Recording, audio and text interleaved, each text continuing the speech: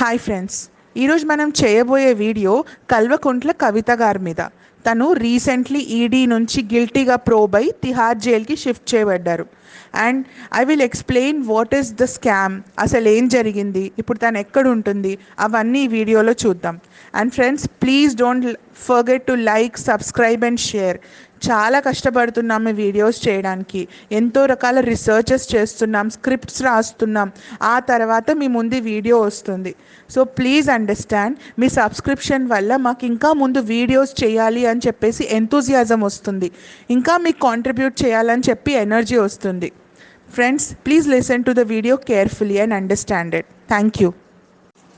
Tihar jail పేరే వణుకు పుట్టించడానికి చాలు. 400 ఎకర్స్లో స్ప్రెడ్ అయిన ఈ Tihar jail the most deadly క్రిమినల్స్కి ఇల్లులాగా మారింది.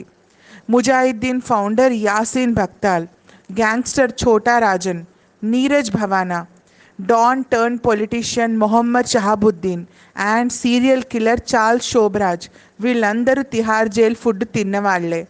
పొలిటీషియన్స్లో బీహార్ మినిస్టర్ లాలూ ప్రసాద్ యాదవ్, ఇప్పుడు మన కల్వకుంటల Kavitha, and Delhi chief minister mister Arvind Kejriwal కూడా మన తిహార్ జైల్ అతిథులే.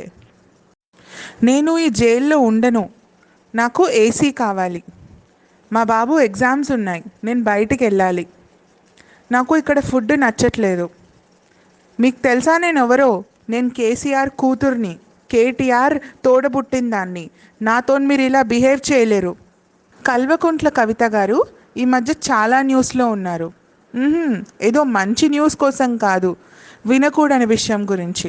తను చాలా పెద్ద మనీ లాండరింగ్ కేసులో ఇరుక్కున్నారు అండ్ ప్రెజెంట్లీ తిహార్ జైల్లో ఉన్నారు. అండ్ ఆ కేసు పేరు the Delhi excise policy scam. అసలు ఢిల్లీ ఎక్సైజ్ పాలసీ స్కామ్ ఏంటి అనేది అర్థం చేసుకుందాం. ఆల్కహాల్ సొసైటీకి పట్టిన పెనుభూతం. చాలామందికి ఆల్కహాల్ లేకుండా బతకడం అసాధ్యం. కొంతమందికి ఆల్కహాల్ అంటే అసహ్యం. కానీ గవర్నమెంట్ ఆల్కహాల్ యూసేజ్ మీద చాలా ఆంక్షలు పెడుతుంది. ఎందుకంటే దీన్ని ఎక్సెసివ్గా యూజ్ చేయడం వల్ల జనాల హెల్త్ పాడవుతుంది. కానీ ఈ మన ప్రియమైన పొలిటీషియన్స్ చేసింది ఏంటంటే, కొన్ని రెగ్యులేషన్ అండ్ టాక్సేషన్ రూల్స్ ఉంటాయి ఆల్కహాల్ సేల్ మీద, వాటిని మొత్తానికి తీసి పాడేశారు. ఎవరైతే ఆల్కహాల్ సేల్ చేస్తారో వాళ్ళకి ఎన్నో రకాల హెల్ప్స్, సపోర్ట్స్ చేశారు. అండ్ ఎన్నో రకాల మనీ లాండరింగ్ కూడా జరిగాయి. And that is the reason ED has taken this case. Delhi excise policy స్కామ్ని మెయిన్గా హ్యాంపర్ చేసిన విషయాల గురించి మాట్లాడదాం.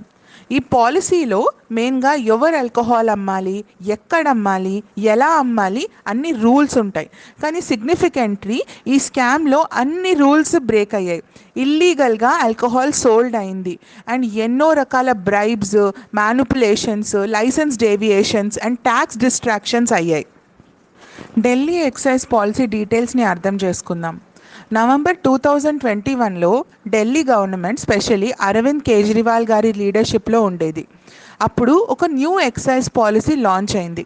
ఇది ఆల్కహాల్ని మోడర్నైజ్ చేద్దాము, దాన్ని కంట్రోల్ చేయడానికి, సేల్స్ కంట్రోల్ చేయడానికి ఎక్సైజ్ చేసిన పాలసీ. కానీ దీనికి మిక్స్డ్ రివ్యూస్ వచ్చాయి. కొంతమంది దీన్ని అప్లోడ్ చేశారు, కొంతమంది దీన్ని రీసెర్చ్ లేకుండా స్టార్ట్ చేశారు అని చెప్పి క్రిటిసైజ్ చేశారు. దానివల్ల కొన్ని political, financial and public health implications జరిగాయి. కానీ 1 year తర్వాత జూలై 2022లో ఢిల్లీ చీఫ్ సెక్రటరీ నరేష్ కుమార్ గారు ఈ పాలసీలో చాలా రకాల వయోలేషన్స్ అయ్యాయి అని చెప్పేసి లెఫ్టినెంట్ గవర్నర్ వినయ్ కుమార్ సక్సేనా గారికి రిపోర్ట్ చేశారు. అప్పుడు వినయ్ కుమార్ సక్సేనా గారు తను సెంట్రల్ బ్యూరో ఆఫ్ ఇన్వెస్టిగేషన్ సిబిఐకి ఈ రిపోర్ట్ సబ్మిట్ చేయమని చెప్పారు. ఆ రిపోర్ట్ సబ్మిట్ చేసిన దాంట్లో ఎన్నో రకాల ఫైనాన్షియల్ లాసెస్ అయ్యాయి and more than 580 crores damage జరిగింది అని చెప్పేసి రిపోర్ట్ సబ్మిట్ అయింది. ఈడీ అర్థం చేసుకుంది ఏంటంటే, ఈ పాలసీలో చాలా రకాల లూప్ హోల్స్ ఉండే. Specially Aam Aadmi party leaders cartel ఫార్మేషన్స్ని సపోర్ట్ చేశాయి. ఏం అక్యూజేషన్స్ వచ్చాయంటే వాళ్ళు ఆల్కహాల్ డిస్ట్రిబ్యూటర్స్ నుంచి, ఆల్కహాల్ సెల్లర్స్ నుంచి ఎన్నో రకాల డిస్కౌంట్స్ ఇవ్వడం, లైసెన్స్ని వేవ్ చేయడం అండ్ COVID-19 రిలీఫ్ ఫండ్స్ ఇవ్వడం, ఇవన్నీ చేశారు. ఆబ్వియస్లీ ఫ్రీగా అయితే చేసి ఉండరు కదా, ఎన్నో రకాల లక్షల కోట్ల రూపాయల ఆదాయం చేతులు మారుంటుంది. ఈడీ చెప్పేది ఏంటంటే ఈ స్కామ్లో హోల్సేల్ లీగల్ బిజినెసెస్ చేసే వాళ్ళు కూడా చాలామంది ప్రైవేట్ ఎంటిటీస్ ఇన్వాల్వ్ అయి ఉన్నారు. వాళ్ళకి ఫిక్స్డ్ మార్జిన్ ఆఫ్ 12% కింద 6% కిక్ బ్యాక్ అనేది ఉంటుంది. అడిషనలీ దీంట్లో పంజాబ్ అండ్ గోవా కూడా ఇన్వాల్వ్ అయి ఉంది, ఎర్లీ 2022లో ఉందని చెప్పి రిపోర్ట్స్. సిబిఐ కండక్ట్ చేసిన రేడ్లో deputy chief minister Manish Sisodia గారు అండ్ ముగ్గురు అలీగెడ్లీ దీంట్లో బ్లేమ్ అయి ఉన్నారు. 14 అదర్ అక్యూజ్ మెంబర్స్ పైన ఎఫ్ఐఆర్ ఫైల్ చేసింది.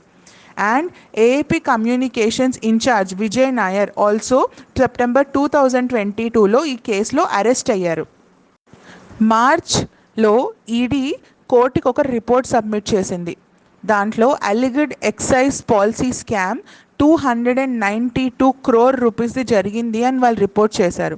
అండ్ రీసెంట్లీ బయటకు వచ్చిన విషయం ఏంటంటే భారత్ రాష్ట్ర సమితి బీఆర్ఎస్ లీడర్ కే కవిత అలీగెడ్లీ 100 crore రూపీస్ పే చేశారు అని చెప్పేసి బీఆర్ఎస్ ఎమ్మెల్సీ కే కవిత గారిని తిహార్ జైల్లో షిఫ్ట్ చేశారు. ఢిల్లీ కోర్టులో ట్యూస్డే రోజు తనని 14-day జ్యుడిషియల్ కస్టడీకి ఏప్రిల్ 9th వరకు తిహార్ జైల్లో పంపించారు. కవిత గారు ఇంకా డిఫెండ్ చేసుకోవాల్సిన అవసరం లేదు అండ్ తను కస్టోడియల్ ఇంటరోగేషన్లో కూడా రావాల్సిన అవసరం లేదు అని చెప్పేసి కోర్టు చెప్పింది. దానివల్ల తనని తిహార్ జైల్కి షిఫ్ట్ చేశారు. కవిత గారిని 14-day జ్యుడిషియల్ కస్టడీలో ఏప్రిల్ 9th వరకు ఉండమని చెప్పేసి కోర్టు ఆర్డర్ చేసింది. ఈడీలో ఈ ఇన్వెస్టిగేషన్లో ఇంకా ఫర్దర్ కస్టడీ బీఆర్ఎస్ ఎమ్మెల్సీ వాళ్ళది కూడా తీసుకోబోతున్నారు. ఏజెన్సీ వాళ్ళు చెప్పేది ఏంటంటే కస్టోడియల్ ఇంటరోగేషన్ కవిత గారిది ఇంకా అవసరం లేదు అని వాళ్ళు చెప్పారు. కోర్టు మెయిన్గా ఏప్రిల్ 1st రోజు తన బెయిల్ గురించి ప్లీ చేసుకోపోతుంది. అండ్ కవిత గారు చెప్పేది ఏంటంటే తను ఇన్నోసెంట్ అండ్ ఇగ్నోరెన్స్లో మేకా శ్రీ శరణ్ గారు తన నెఫ్యూ ఈ కేసులో మెయిన్ ఇన్వాల్వ్ అయ్యారు అండ్ తనకి దీంతో ఎలాంటి సంబంధం లేదు అని కవిత గారు చెప్తున్నారు. అండ్ తన మీద ఈ కేసు జస్ట్ ఫ్యాబ్రికేట్ అయింది అండ్ ఫాల్స్ కేస్ అని చెప్పేసి తను ఈడీకి ఇన్ఫార్మ్ చేశారు. కల్వకుంట్ల కవిత గారు ఒక ఇండివిజువల్ కాదు, తను ఒక స్టేట్ని రిప్రజెంట్ చేసే మనిషి. జస్ట్ ఫ్యూ మంత్స్ బ్యాక్ వాళ్ళ ఫాదర్ ఈ స్టేట్కి చీఫ్ మినిస్టర్గా వ్యవహరించారు. So think how much respect and how much responsibility is involve with her. కానీ ఇలాంటి కండిషన్లో తను ఈడీ కేసులో ఇన్వాల్వ్ అవ్వడం వల్ల మొత్తం స్టేట్కి చెడ్డ పేరు వస్తుంది. I don't know whether she is guilty are innocent, కానీ తెలంగాణ పేరు మంచి విషయాల్లో తక్కువ, ఇలాంటి విషయాల్లో ఈ మధ్య బయటకు వస్తుంది. And it is hurting the economy of the state, it is hurting the name of the state. మనం టెక్నాలజికలీ ఇంత డెవలప్ అవుతున్నాం, ఇన్ని రకాల ఐటీ కంపెనీస్ హైదరాబాద్లో ఫ్లరిష్ అవుతున్నాయి, తెలంగాణ స్టేట్ ఎన్నో రకాల కల్చరల్ రిఫార్మ్స్లో ముందుకెళ్తుంది. But why all this? మనం ఏ పొలిటీషియన్స్ని అయితే నమ్మి వాళ్ళని గొప్ప గొప్ప అని చెప్పి సీట్లలో కూర్చోపెడతామో ఆ పొలిటీషియన్స్ని మనం ఎందుకు దిగజారుస్తున్నారు? ఎందుకు వాళ్ళు అలా చేస్తున్నారు? ఒక అమ్మాయి అయ్యుండి తనకు ఒక కొడుకున్నాడని తెలిసి కూడా వాళ్ళ ఫ్యూచర్ ఏమవుతుంది అని కూడా ఆలోచించకుండా కవిత గారు చేసిన పని నన్ను చాలా హర్ట్ చేస్తుంది. I really hope she comes out innocent in this case. And if she is not innocent, she is a guilty person and she has to bear all the consequences.